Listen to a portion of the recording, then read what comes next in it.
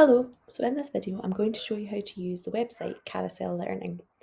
Carousel Learning is a website which allows you to set retrieval-based short answer quizzes for your pupils. It's really quick and easy to use, and during this video I'm going to show you from a teacher's point of view how to create classes, question banks and set quizzes. And then I'm going to show you from a pupil's point of view how easy it is to then do and navigate those quizzes. I'll then explain why I think Carousel Learning is such a powerful learning tool and how I use it in my classroom almost every day. And finally, I'll explain the different levels of Carousel Learning because there's different paid options available which give you access to more features than the free version. So first of all, how do you access Carousel Learning? So if you just type into your search engine, Carousel Learning, and click the first available link, which is carousellearning.com. This will then take you to the front page here and you will need to log in or register. Now, this has automatically logged me in because I've already signed in before, but obviously if this is your first time, you're going to need to sign up using the usual information, and you'll need to decide what level you would like to sign up at, and I'll show you the levels later on. Now, once you've signed up and you've joined Carousel Learning, you will be able to see this dashboard here. So the dashboard has three parts. You have your classes on the bottom right, your question banks on the bottom left, and then your quizzes at the top, which are set using both of these two things. Now, the first thing I'm going to show you how to do is how to add your classes, then how to add your question banks, and finally how to create a quiz. So you can already see that I have my classes uploaded, but yours will be blank at the moment if you've never used this before. The first thing you need to do is you need to click Create New to add a register. Now, when I get to this screen, I do need to have previously made my class file. So to do this, you have to use Excel, and you want to take a blank Excel document and you want to make sure you have two headings within this document. You want to make sure you have first name as your first heading and last name as your second heading. You do need to use those words as well, forename and surname will not work for this. It won't be able to read it. So in the first name column, here I've just put student, and then last name I've just put numbers. Now you could do this, or you could actually put people's first and last names, which is what I've done, but I'm not using those at the moment due to confidentiality. Now in the first name column, I would normally write my people's first name. So let's say for example, Lauren. And then in my second column, I don't usually put their full last name. What I normally put is just the first letter of their last name. And my reason for that is it's just easier for them to sign in. And it means if I make a mistake with spelling my people's names, then it means that there's no issues with that. So usually if I just put first name and first letter of last name, that works quite well. Once you've got your whole class filled out, this is one of the parts that takes a little bit of a longer time, then you can save your document.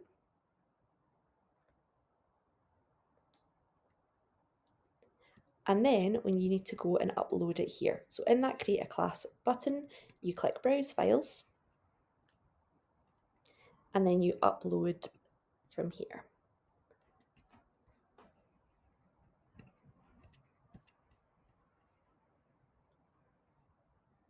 Apologies, I've got a lot of folders. There we go. Okay, and I'm just going to upload this one here that I just saved earlier. Okay, next thing I'm going to do is I'm going to name this class because it's not always going to be the same as my name for my Excel spreadsheet. So I'm just going to name this practice class demo, and I'm going to choose my subject, which is biology, and then my year group. Now this is based on the English system, so I'm just going to click other. I then click upload, and that tells me that 10 students have been uploaded to my class. Now I can quickly view the class if I want, just to make sure it looks right. That looks all good to me. And if I've forgotten a student, I can add them, or I can remove students if I no longer want to use them anymore. Now if I go back to my dashboard and now have this class included right here that I've just added. So it's quite quick. Once you've made all your registers in Excel, uploading them is quite fast. The next thing we want to do is we want to add a question bank. So in the question bank section here, you can already see I've uploaded quite a lot of question banks, and you have two options for this. You can either create your own question bank, or you can steal one from the community question bank, so you can search for whatever you need and add it to your dashboard. So we're going to look at both of these options just now. So first of all, I'm going to show you how to search for a question bank if you don't want to make your own. So to do this, you come away from dashboard and we go to community. And once I'm in community, I can then find lots of different question banks. Now I can either search by subject, author, key stage, exam board, etc., or I can just type. So I'm going to just type in biology, National 5, and you can see here that someone has already made some question banks for this. If I'd like to steal this question bank, I can either view it, first of all, to have a look at what it looks like, and I can see the questions here, or I can actually add that to my own one. So if I again type in National 5 Biology, I can click add, and this will add it to my dashboard, which you can see at the top here. Now that means when I go back to my dashboard and I look down the bottom here, I have now got this question bank that I've taken from the community here. And I then have the option to view or archive. The only slight issue with this is you don't have the option to edit, so you have to just use the question bank in full. The other option you have is to upload your own question bank. So this is the option that I take most of the time. Now again, to do this, you need to have an Excel spreadsheet that you can upload. So here's an example of an Excel spreadsheet to show you. Again, it has to be set up in the exact same way that I have here. So you have to have question number, question, answer, and topic. Now, topic is really important because it allows you to select later on topics that you've covered so that you don't use the entire question bank in one go. Now, all I do under that is I have my question numbers running down the side and I just put in some questions, answers, and what their topics are. So here you can see all of National 5 Unit 2 Biology, and you can see I've made about 206 questions for that. Once I have made my question bank, I then have to upload it, and this is just the same as the way that I uploaded the classes earlier. So you click the Create New button, and you've got that option again to browse your files and upload them. So here, I'm just going to go back to my Carousel Learning folder, and I'm going to find the question bank that I'd like to upload. So I'm going to choose here that I'm going to upload the Higher Unit 2 Carousel question bank. I then have to name my question bank. So I'm just going to name this Higher Unit 2 Practice. I'm going to select my subject again, select my key stage, and I'm just going to put none for this.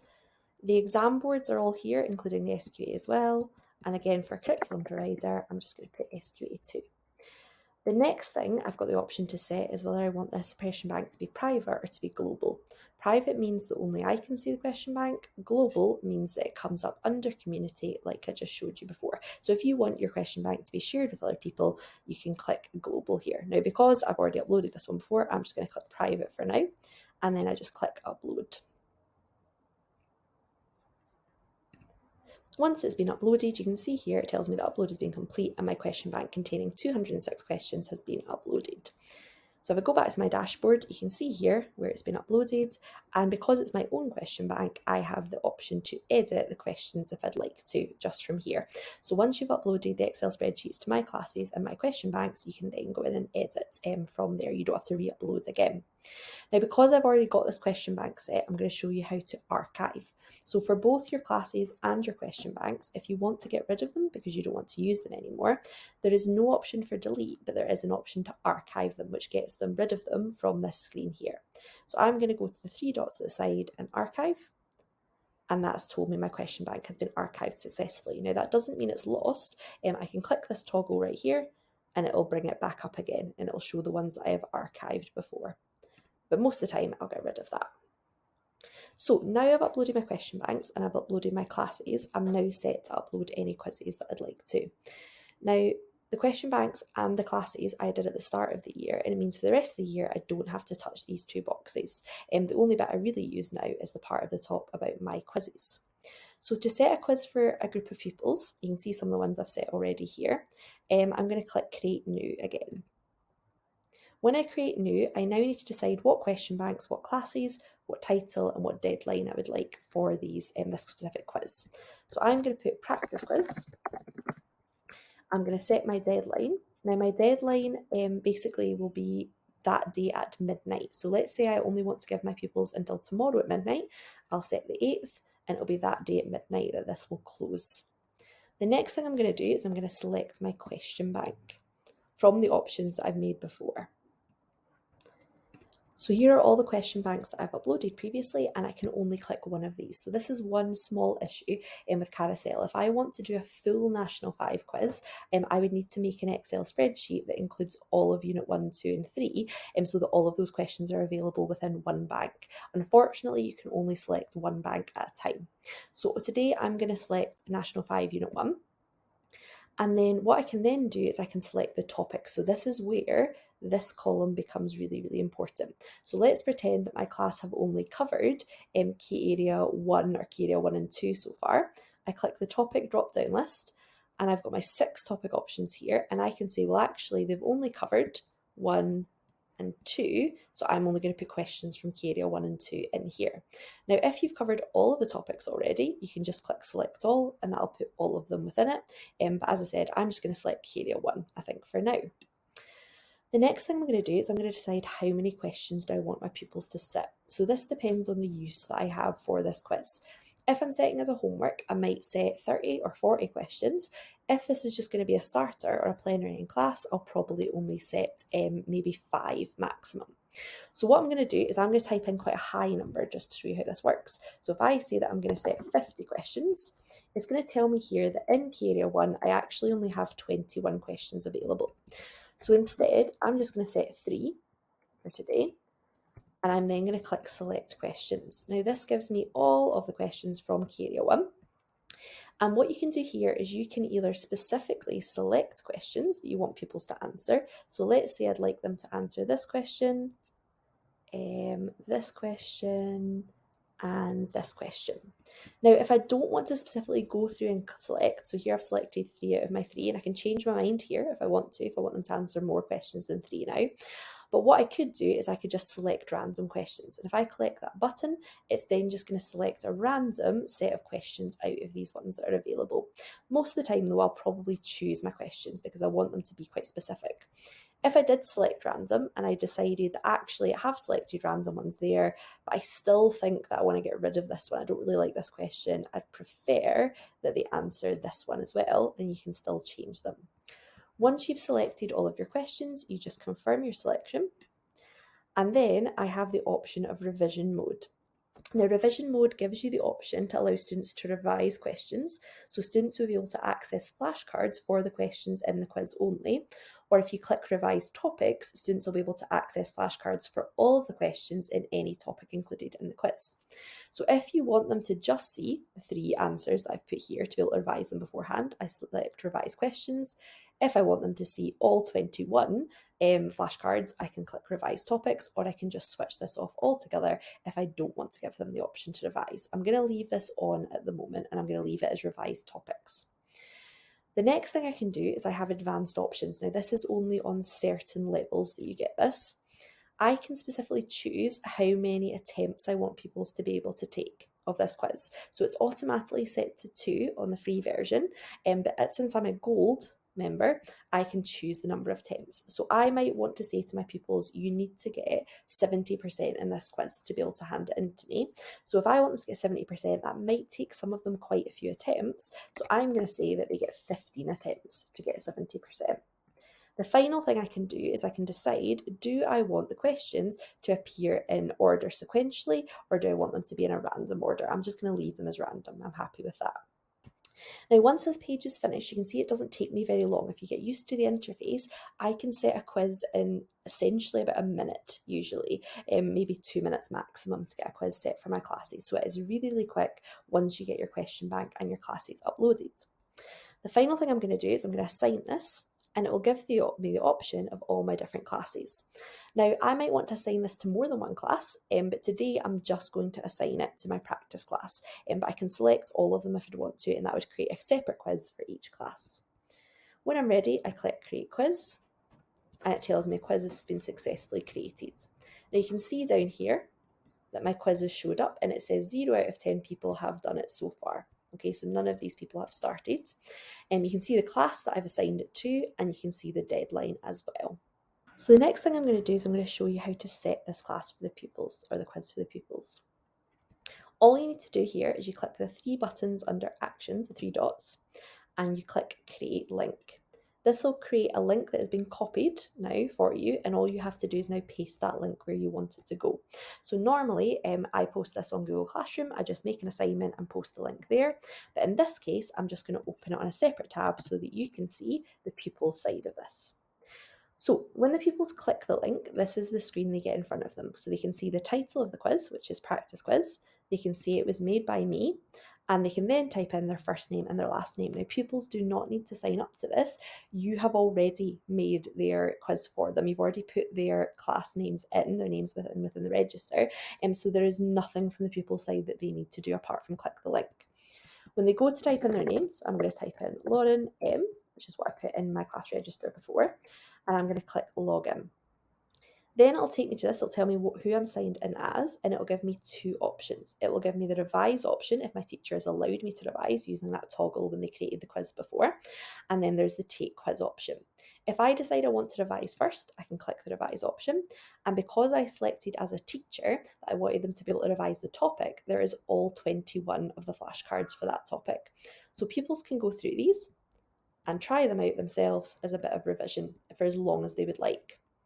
If they then feel that they're ready to do the quiz, then they can click the Take Quiz button. Now, before they take the quiz, it will give them this warning. So it says they're about to take the quiz. Once you've started, you cannot quit and restart. Are you sure you're ready to take it? This is really important. If pupils back out in the middle of the quiz, they will lose all of their information. So they have to be sure that they are ready to take it. That's why it's important that you let pupils know how many questions are in the quiz. And if you are setting this as a starter or plenary, make sure you give enough time. So only use the number of questions that you think will fill that time.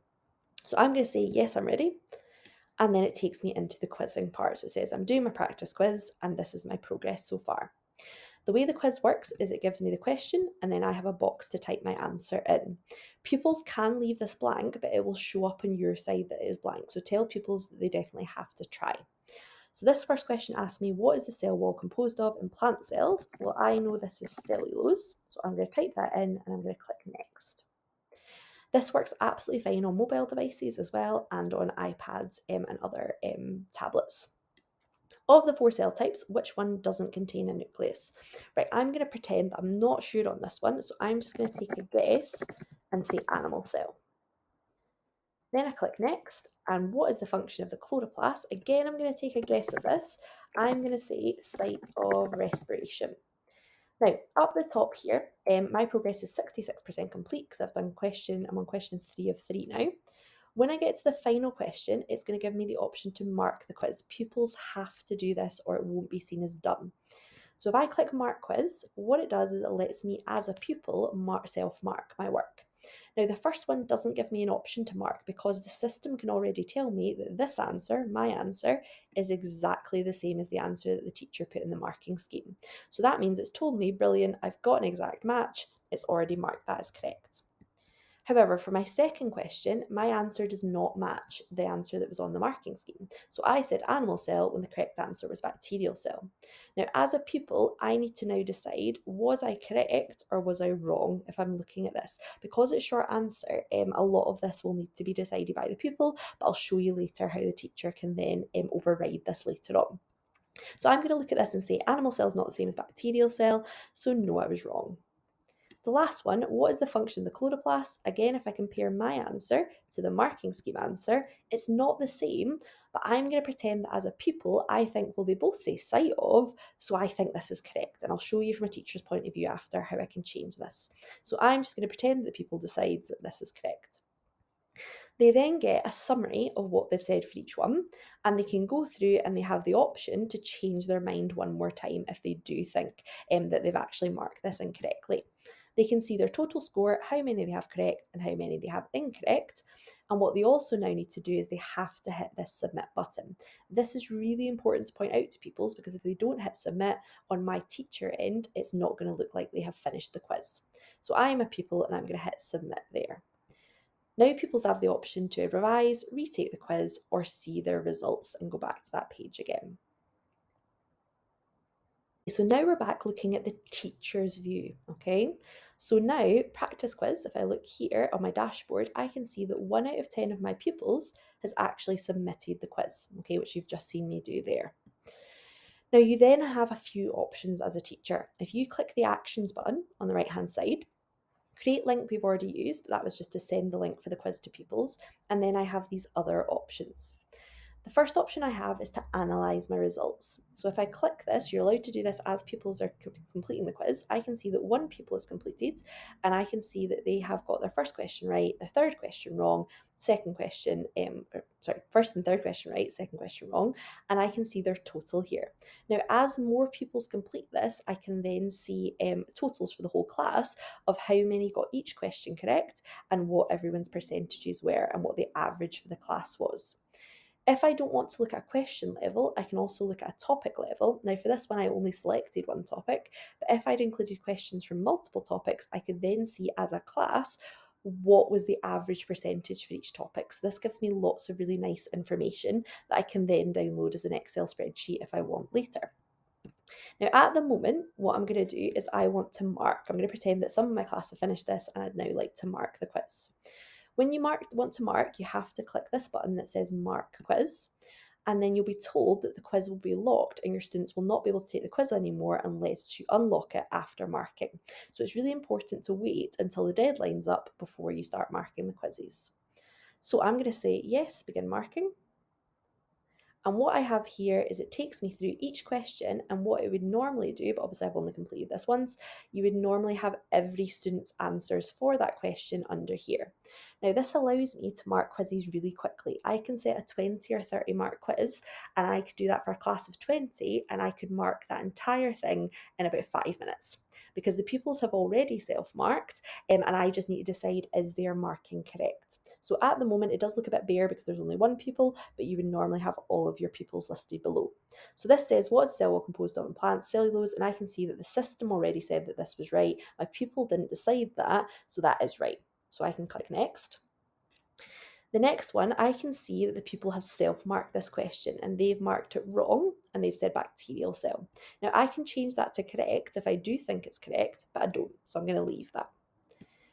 Next, I can see that my answer was actually site of photosynthesis, but the pupils put site of respiration and they've actually marked that as correct.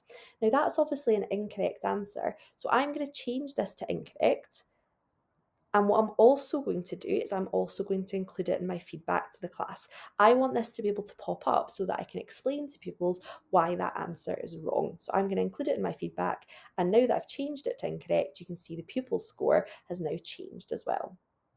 When I get to the end, I can either go straight to feedback, so I can show pupils the feedback that I've decided on, or I can analyse my results. So if I click analyse results, it'll show me this screen again, and it'll give me the new percentage because I've now changed that mark to incorrect. Or if I go back into it again, go back into mark quiz, I can go back through again, and I'll just show you from here that I can go straight to feedback. So feedback will give me what the class found the hardest, and I can go through those answers with my class and show various answers here. And what I found interesting are the ones that I ticked the boxes for. So remember I said that I thought this was quite interesting, that someone put site of respiration and marked that as correct. Now this is completely anonymous, but it means that I can feedback to the class about why this answer is not a right answer. So you can see here you do get a lot of information in those feedback reports. Now, if I go back to my dashboard, I'm just going to show you the other options you have. Now, you can see that I have locked my quiz at the moment because I marked it. If I now want other people to be able to do it, I can unlock using this button here, and then pupils will now be able to retake that quiz or do it again. The other options I have is to go straight into feedback to the class. I can duplicate if I want to do this with another class. So if I click duplicate, it basically gives me the exact same quiz, the exact same questions, but I can now assign it to a different class if I want to, because I thought that was quite a good quiz. And the final option I have is I have the archive option here. So the archive option is just the same as the one I showed you for question banks. I can decide that this quiz is finished, all my classes are done using it. I don't really want it to clog up my quizzes here, so I'm going to archive it so that it disappears.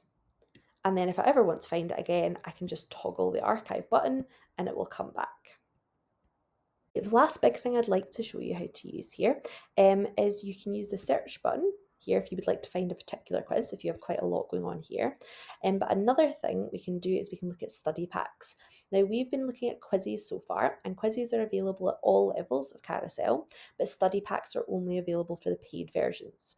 Now, if I click on study packs here, study packs has the same setup. We've got the classes, the question banks, and the study packs at the top instead of quizzes. And what I can do here is I can create new, and I'm going to say practice study pack. Now, what I can do with this is I can select a question bank that I want my pupils to be able to have access to. So I'm going to click Nat 5 Unit 2, and I want them to have access to all of the topics, but I can choose particular ones if I want to. When I then assign this, I can then assign it to a class. So I'm going to do it to the demo class again, and I'm going to click Create Study Pack. What this does is it creates a study pack that pupils can then access for forevermore, and they can make their own quizzes out of it. So if I create the link from this, I can show you what it looks like from a pupil's point of view. Again, it looks very similar, but now it's a study pack, not a quiz. And again, if I type my name in as a pupil and open it, this is what it looks like now. It looks really, really similar to the quizzing option, but here I can revise and I can choose which topics I would like to revise, and I can see how many questions there are on each topic. So I can say that I want to revise reproduction and plant transport, and I can click the revise option and it will give me all 59 flashcards for those. I can also, as a pupil, generate my own quiz. Now, what's important here is as a teacher, I cannot see these results. So if I want to see pupils' results and I want to give them feedback, I need to use the quizzing option. This is more so that pupils can basically have the links that stay open. We don't see the results as teachers, but pupils can use them to make their own quizzes out of topics that they know they want to practice. So this is to allow them to self-study. Now, they can generate their own quiz as well, so they can make their own title. So I might just say practice quiz 1, and they can decide which topics they would like to practice, and they can decide how many questions they would like on it.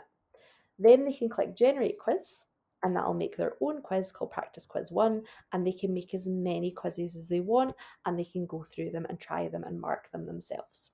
So it's a really, really good option for pupils to be able to do their own revision and give them a method of doing their own revision that you don't need to be in charge of. You don't need to see their answers, it's just for their own use. So now that I've shown you how to use Carousel, I hope that all made sense okay. But what I'm going to do now is run through some reasons why I choose to use Carousel. So firstly, I completed my master's degree the other year, and my focus of my dissertation was on how to use retrieval practice successfully in a classroom to improve attainment and achievement. Now, when I carried out my research, I found that an overwhelming amount of evidence proved how great retrieval practice is, but very few tools that I found could be used in a classroom setting to ensure that this was consistently put into practice.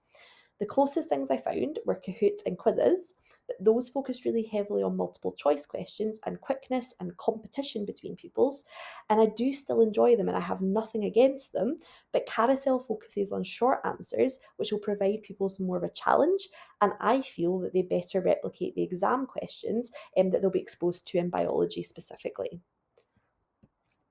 Secondly, I do think Carousel's simplicity is one of the best features. It's not hard to use, it's not overcomplicating things. If you overcomplicate something, staff won't use it, pupils will find excuses not to use it. The interface is really, really easy and simple to follow, as you've seen just there, and pupils don't need to create logins, you just input your class list and they log in using their name, so it makes everything really simple and easy. By self-marking, pupils can learn the marking schemes really quickly and they can become more familiar with exam-style wording.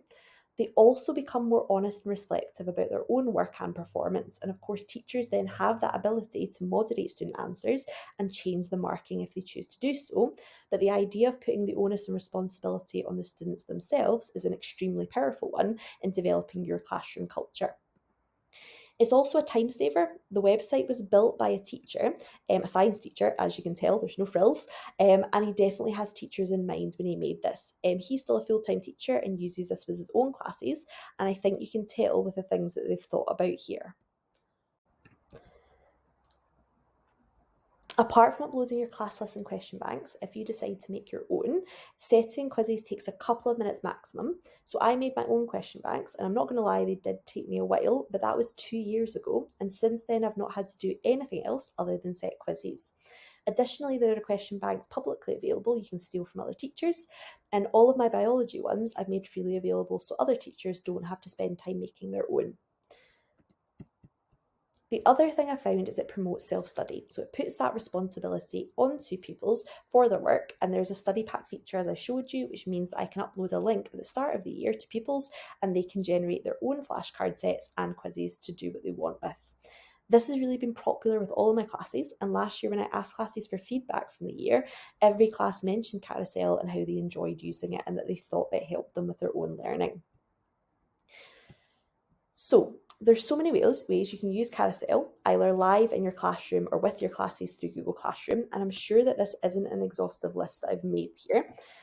So every week I use Carousel with all my classes and levels in a lot of different ways. I use it as a starter or plenary. I use it at the end of topics to revise. I use it to recap older topics to make sure I'm coming back to them. I've used it as homework, as test revision, after tests to specifically improve on areas of weakness. So I've chosen questions to be in the quiz that I know were done poorly in the assessments. Or I've given pupils access to the study pack so they can use those flashcards and create their own quizzes whenever they need them. Now, up until a year ago, Carousel was free. However, it was made by a chemistry teacher in England, and due to the amount of work they've put in, plus the features that they keep adding, they've decided to add a pricing structure. Now, essentially, they say that silver, which is free, would be a fine for an occasional user. So you can try it out, and if you find you're using it more than a couple of times a week, then you might want to upgrade to gold. Gold is for regular users, and platinum is for schools or departments. Platinum would be quite expensive. We have a lot of staff specifically in our school, so I know it would be quite expensive, but it is something we could definitely look into if people are keen. So please, if you're at Larbert High School, do let us know if you use Carousel, as then I can get an idea of whether this could be needed or not. There are ways to save money, though, across the school. I know chemistry are using this as a way to set their homework now across the whole department, and currently they're just using one gold Carousel account and sharing it with each other, but we will be looking into getting it as a department platinum account soon. As you can see here, the differences, you can see that the basics package is the silver. The gold package gives you the whole class feedback option. It also gives you access to the study packs, and you can change the number of retakes or question order, and that's £60 per year. That's what I'm paying for at the moment, and I find it really, really useful. It means I can have unlimited questions, unlimited community question banks, and unlimited quizzes. Whereas with silver, you can only have 3 community question banks, and you can only do 4 quizzes per week. So that wouldn't be enough for me. The platinum is also unlimited, so it's very similar to gold, but you get a department overview, you get integration with Google Classroom, so that means there's no need to upload registers, but as I said, this is a little bit more expensive and we need to know that this is used across the school before we do this. So over the rest of 2021, here are some of the features the Carousel team are planning to add. So they are really, really good at taking ideas from users. So you can request features really easily through their website. And I found they're really responsive to taking on feedback and adding new things to be able to improve. So here they're planning to add a whiteboard view, an auto-generated spaced repetition, images and questions, and their ability to track people's quiz results over time, but these are only going to be available to paid users. So in summary, I can't really sing its praises enough. I think Carousel saved me so much time in the past year, and it's been really, really useful to my pupils as well. I promise they don't pay me to sell this to people. I just genuinely think it is probably the best tool that I've found for my own classroom, and I hope that you find it useful as well. If you have any questions after watching this video, please feel free to get in touch and I'd be happy to help and try and answer them. Thank you so much for watching.